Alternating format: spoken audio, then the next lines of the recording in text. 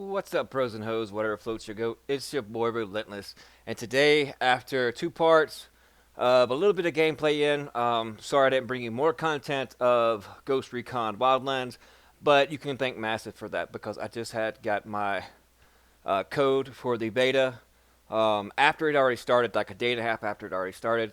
So apologize for that, but they've had some issues with their website and so on and so forth. Before I actually got my code, a friend of mine actually gave me an invite because he got the code, but yet I still have never received that. But anyways, today I'm going to give you my opinion and my review of what I found out and my aspect on how I see Ghost Recon. Well, first and foremost, let me just say this, so don't get all rattled or whatnot. The game looks amazing, but it is just a beta, and we all know that things change between the full game and the beta. And as of right now, the release date is March the 7th, so we got pretty much almost a month left before the actual game comes out. But there's lots of room to improve. Um, I'll give you my overall grade at the end of this video, so that we'll grade it on a scale of 1 to 10. 10 being best game ever. One being it's nice, but it's not my cup of tea, and it's just too many things wrong with it. Well, let's start out with mechanics when it comes to aiming down sights or locking onto target. When it comes to that aspect, I actually enjoyed it. Um, the accuracy, the hitbox of the weapons was great. Most majority of them was locked. I didn't get a chance to use a lot of different variety of different weapons, but I got to use a sniper rifle, the AK-47, the Uzi PP-19, a few other ones. But overall, I like the feel of how it feels to shoot, the hitbox, the way the weapons work, the way they look. Overall, I think as far as weapon and aiming and hitbox, that it's spot on. Now let's go on to movement. The movement system, I think, could use a little bit of work. It's like when you're running and then you stop sprinting. It's like there's a delay between, you don't immediately stop. You more or less just slow down and slowly come to a stop. And if you're not careful, you'll go right off the edge of a cliff. So don't try to stop on a dime. And as far as it's not really the movement, but more or less the camera positioning during certain situations could be improved upon. Nothing really major, just here and there. Now, the main thing, the issue that I had with this game, and it's not really that bad. The vehicles, mechanics as far as driving, turning, speed, it felt like, in a way, more or less like Grand Theft Auto. If you ever played it, um, the only issue that I had with the mechanics of any type of vehicle, and believe me, I drove a lot. I mean, I even picked up a tractor and drove a tractor into combat. I mean, that's how dope it is. So if you see it and you're able to hop on it, then by all means use whatever is at your disposal. Now, when it comes to flying, whether it's Battlefield, Grand Theft Auto, and if you watch this Ghost Recon, the last two videos I put out of it, you can tell that I'm not much of a flyer. Not really much to be improved upon, but just little odd and end tweaks.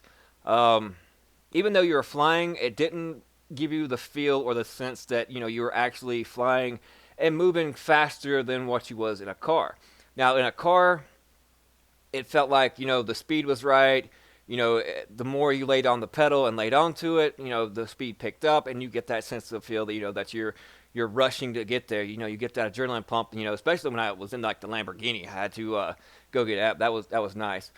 The flying, you just don't get the aspect of you're actually flying. I mean, yes, you know that you're in the air, but as far as just the camera angles when it comes to like the helicopter and actually moving left to right. I mean, I know it's supposed to be more difficult than actually using a car, but when you're trying to go after one of them convoys inside the game, I don't know if they want you to go more or less in a vehicle, as far as van, car. But when it comes to aerial trying to take out a convoy, yeah, no, couldn't do it. Um, I'm not even sure if a suicide bombing would actually work if you were like in the plane and you just like did a nosedive. You probably just more or less kill yourself and your teammates. But yeah, it's just little tweaks odd in here. As far as the way it feels moving through brush, I mean the detail is a lot nicer. A lot of people try to compare it to more or less like other games like Far Cry, Primal. Um, I can see that in a way, but it seems like this one is more polished and detailed than what Far Cry Primal would be. And then some people, you get the more feel of Grand Theft Auto in this game than anything, minus the hookers and odd end things like that. But as far as the way it looks, though, it's much better than any Grand Theft Auto game as far as graphic wise. Paying attention to detail. Um, and now we'll move on to the difficulty. This is just like one of more or less 12 parts, and we only had access to one out of the 12 zones. So pretty much you start off light and easy, even if you got it on hard or ghost, as they call it. It seemed pretty easy, but this was just the first area, and I know things will get harder as it goes on. That's why I wish I had got it early, and then they didn't just leave it up to this one zone. They pretty much just left it open, and as far as you could take it, to that way you could more or less get a better feel of what the difficulty will be. Um, and as far as this is my, I guess, major, more than anything in play. If you're playing by yourself and not with a group, the AI is retarded. Um, I didn't have much practice with it as far as, um, giving out call outs to your squad mates and tell them to post up. The shooting, and synchronizing your shot worked, but it just felt like it wasn't fluid enough to where you had to go on your menu. Um, let's take it back to those that did play it. Let's look at Rainbow Six Vegas 2. Yeah, it's an oldie, but it's a goldie. You had two teammates with you in that game during the campaign mode that you could utilize at your disposal. You can tell them to stack up at doors. It seemed much more fluid. You didn't just have to hold in R1 and then, look and see which one that you wanted to go to, because there's different mechanics as far as you got like 4 or 5 different options on the bottom once they're unlocked. And then you got, your go-to. You got your fire at will, more or less, shoot on sight kind of a thing. And then you had two other things at your command. And if you're in a firefight situation and you're getting shot, it takes really long. I mean, you could take a lot of damage and actually die trying to actually maneuver and command the other three guys. I think they could do a little tweaking here and there. Maybe switch it up between, the drone situation as far as the directional pad. Use that like up, pulls out your drone.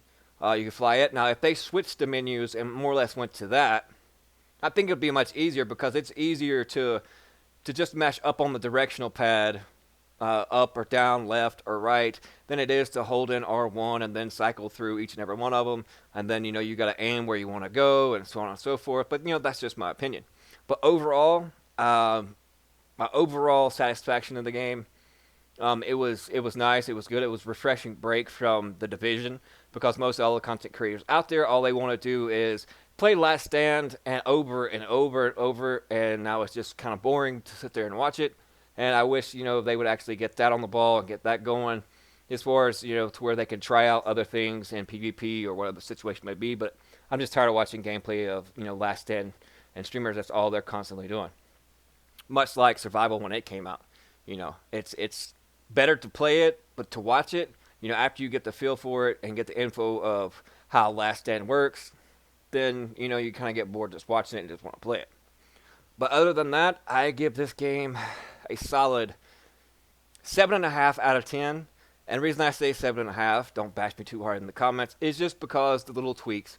Now, if they change little tweaks and make the movement system a little better with your character, and, little odd end things, there's nothing really majorly wrong.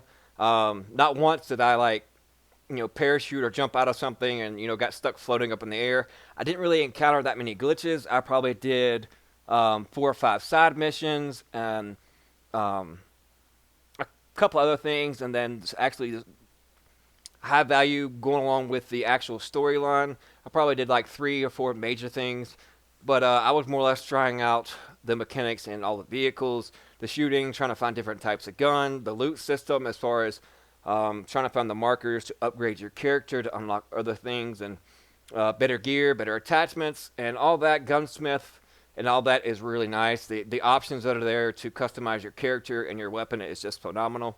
But it's just little odd and end things. But overall, if once everything's tweaked better in the final cut, I think this will be a good solid 9.5 out of 10. But that's just my opinion. And if you want to get your hands on it and you like this type of game, then definitely pre-order it. If you don't want to pre-order it yet and you want to take a chance, don't forget we're having a Ghost Recon game giveaway of the console of choice when it hits on March 7th. As soon as I get to 750 subs, then we will have the giveaway, and one randomly person will be drawn out of the subs. And to increase your chances, you can also follow me on Twitter. So if you're new to the channel, you can hit the sub button, and then follow me on Twitter, and then that doubles your chances in the giveaway. So keep that in mind. But this is your boy Relentless. I hope you enjoyed it. This is my personal opinion on how I feel of what the game is, and just little odd and end things. Like I said, it's nothing major, but I hope you enjoyed it, and we'll see you guys touching later. Panda, panda, panda, panda. I got broads in Atlanta, just to the lean the family. Credit cards in the scammers, hitting the licks in the van.